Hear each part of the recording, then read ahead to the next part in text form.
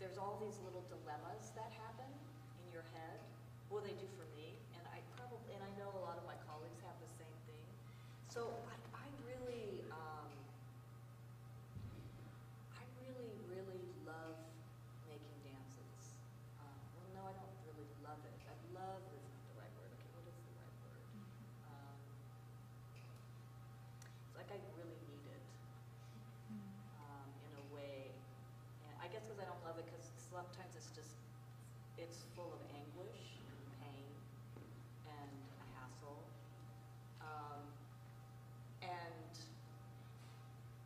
But there's something that I need about it, and what I love, and so I figured out that when I make work and when I make dances, that what I really need is that I need a year to make a piece, and that I need and that I also, like I work with dancers that, maybe it's the way they flick their wrist or something about it that just sends me wild in some different place, or the way someone talks about. So, then I have these dancers that I work with, and the really important relationship is the composer. Like I've always worked with composers that I have deep respect for, and that we have like a mutual way of thinking about work. Like when one of my first main collaborators, like I remember when I heard him play, and I thought, oh, he thinks about music the way I think about dance. And so when we collaborated, it was very easy. And I always make dances without music and have the composer compose to what I've made. So that's kind of the relationship that I've set up for myself, that, all of these difficulties in making work, that's what now I need to stay with it.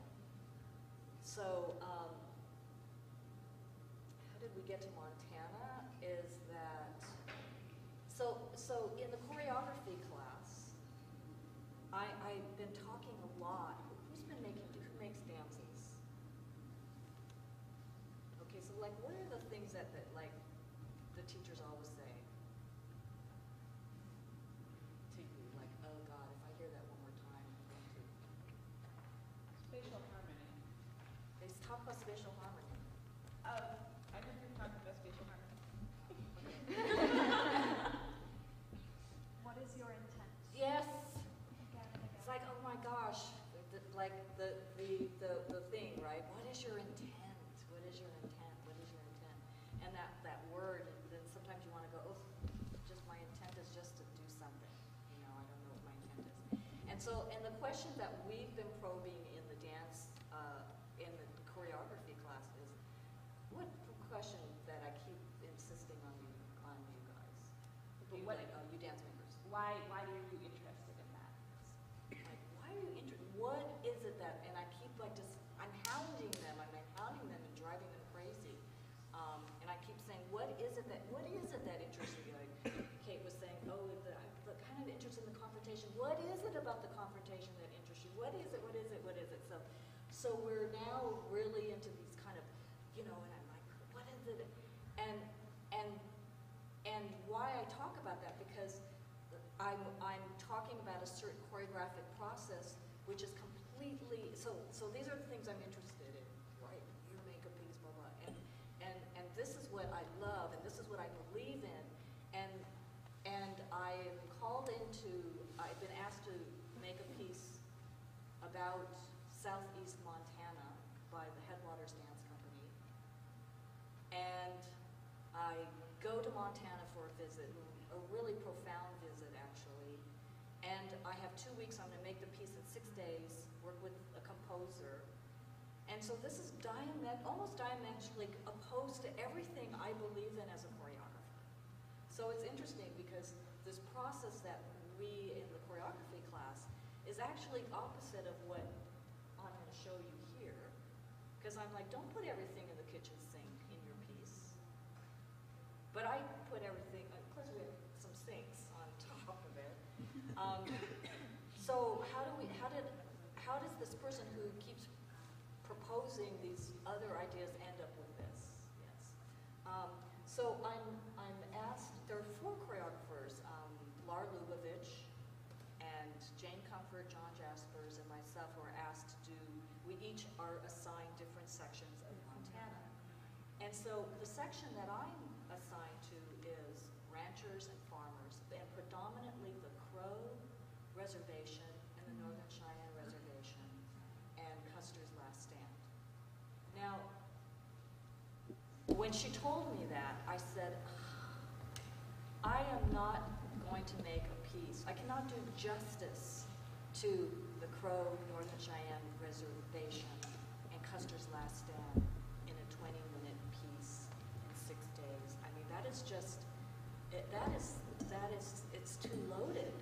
It's a loaded gun. No pun intended on that, but it is, you know.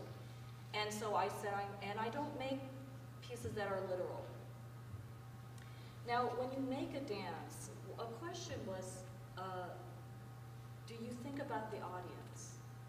So when you make a dance, do you think about the audience? Somewhat.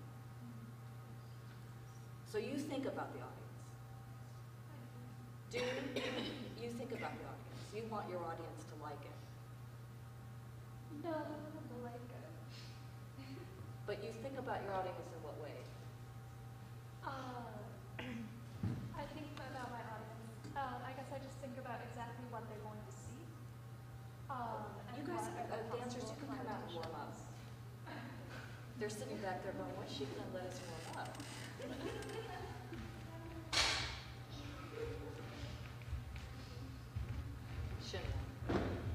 Okay, so this is an interesting question, and we discussed this because I said, well, my audience, and I've been asked that, do I think about the audience? So I'm like, we just premiered this piece in New York City, and then we went to San Francisco, and then, we went to Hungary, and, we went to Slovenia. So I don't know who my audience is, really. And I have a certain, and I think, oh, maybe I do choreograph. I mean, sometimes I think, oh, maybe I choreograph for my colleagues. Like I want my colleagues to think I'm a good choreographer.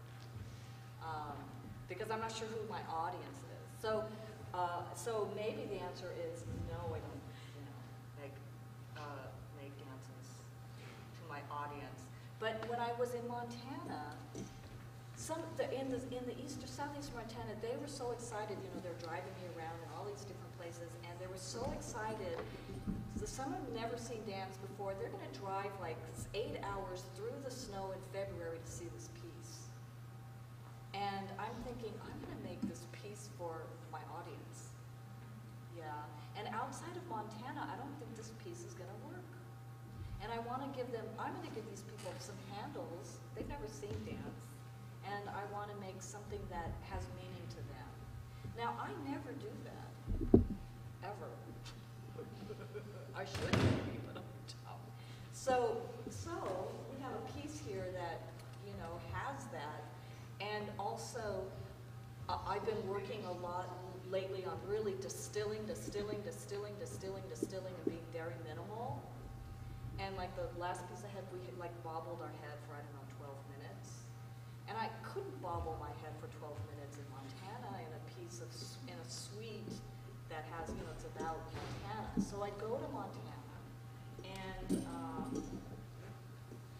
and usually when you're commissioned, so when you're young choreographers, when you're commissioned, usually you're